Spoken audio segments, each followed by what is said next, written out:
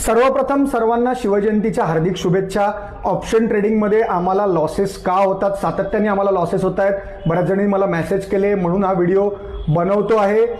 मला जे महत्त्वाचं कारण वाटतं ते तुमच्यावर शेअर करतो। जे मित्रांनो छोटे ऑप्शन ट्रेडर आहेत यांच्याकडे जनरली मर्यादित भांडवल असतं, साधारणपणे 5,000 रुपयापासून ते 50,000 रुपयापर्यंत हे भांडवल असतं, ज्याच्यामध्ये बऱ्याचशा छोट्या ऑप्शन ट्रेडरचा कल हा ऑप्शन बाईंगकडे असतो। म्हणजे मार्केट वरती जाणार असेल तर कॉल ऑप्शन बाय करायचा, मार्केट खाली येणार असेल तर पुट ऑप्शन बाय करायचा।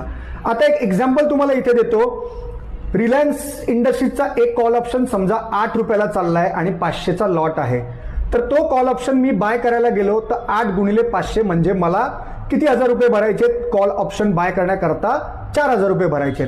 पण मित्रांनो, जेव्हा मी कॉल ऑप्शन बाय करतोय तेव्हा समोरच्या साईडने कोणीतरी तो कॉल सेल सुद्धा करतोय, म्हणजे तिथे एक ऑप्शन सेलर आहे। पण या ऑप्शन सेलरला मात्र त्याच्या अकाउंटला 75,000 ते 1,00,000 रुपये ठेवावे लागतात 8 रुपयाचाच 500चा लॉट असलेला ऑप्शन सेल करण्याकरता।